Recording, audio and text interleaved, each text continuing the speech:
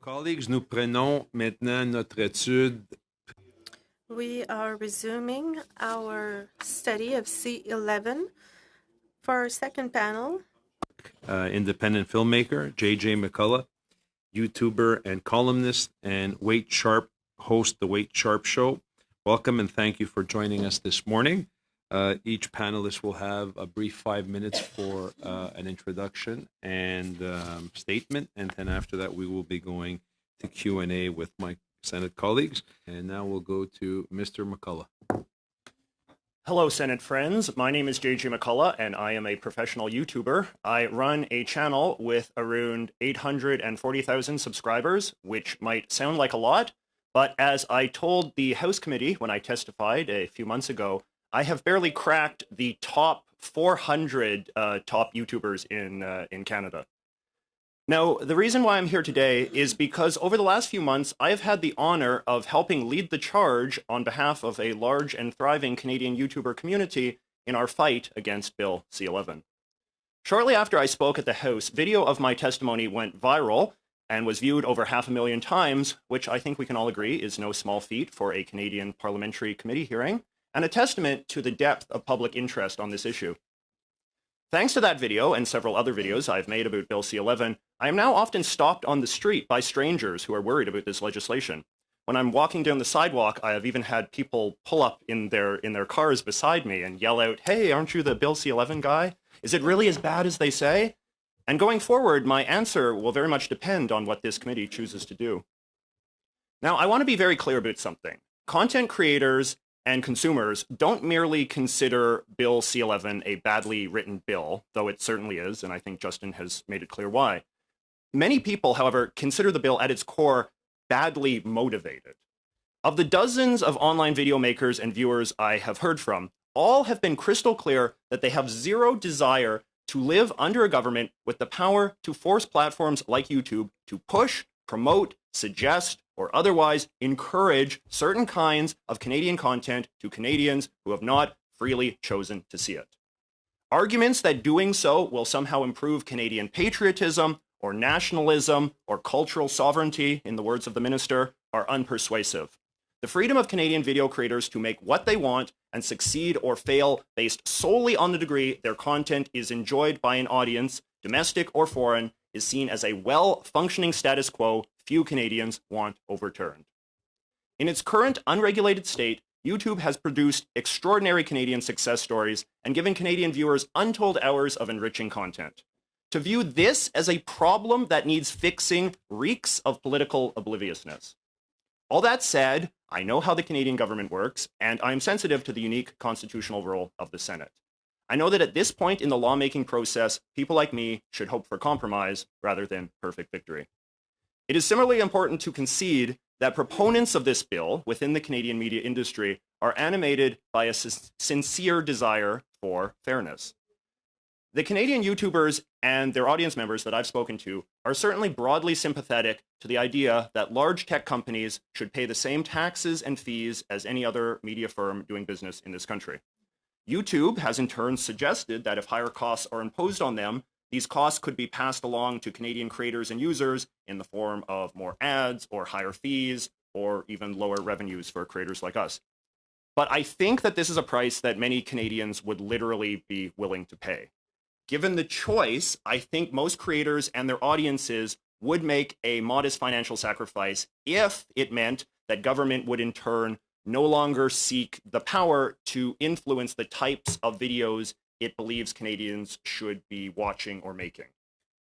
Another reasonable compromise that would uphold desires for fairness would be to simply lessen existing Canadian content broadcast obligations on old media rather than spread the burden to new media. Legacy broadcasters, after all, are not wrong to believe that internet broadcasters have received historically special treatment. During the 1990s, the Chrétien government made the far-sighted decision to explicitly not grant the CRTC power over online content, believing an unregulated internet would be the best way to let Canadian creators thrive. That prediction has more than come true, as evidenced by the enormous number of Canadians like me and my friends here who now make a living producing user-generated content for online audiences the world over. My hope is that the Senate does what it can to ensure this proven recipe for success is preserved. And if it's envied, why not afford all media its same privileges? It is freedom of choice and expression, after all, that have always been the greatest enablers of Canadian culture, not the heavy hand of government dictating what Canadians could or what Canadians should be creating or viewing. That is the tradition of some countries, but not of ours. In Canada, freedom should never be viewed as an obstacle to patriotism. Thank you.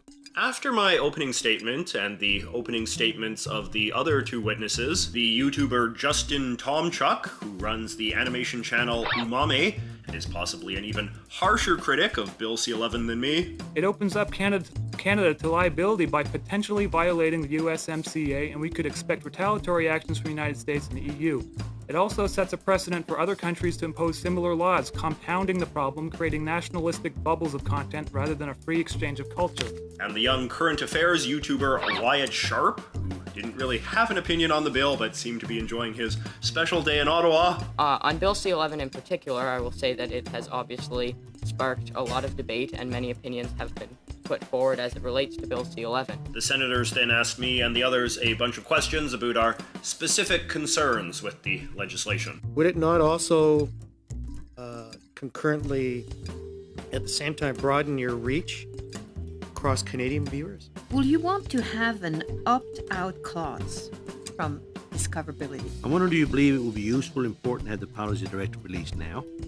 And does the failure to release the policy directive contribute to uncertainty for you and your colleagues? I won't play too much of this because, to be honest, a lot of it was pretty dry and technical in nature, but it really did seem like the senators had a genuine desire to listen to and learn from our perspectives. I think that when you talk to YouTubers, as I have, there's just a tremendous amount of uncertainty about the future. We don't really know what our future is going to look like. We don't know what kind of content we're going to have to make.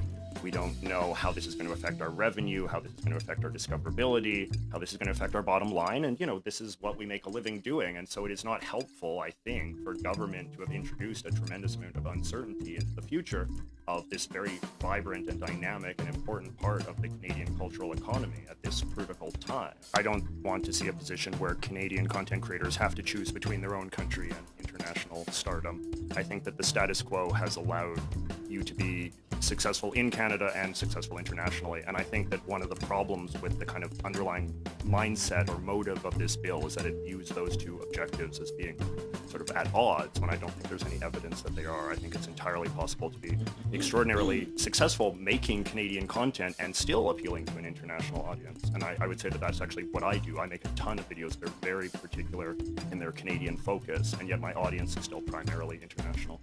Politicians pass laws that sort of set out broad guidelines, broad objectives, but then it's ultimately the executive branch agency, such as the CRTC, that has to come up with the specifics.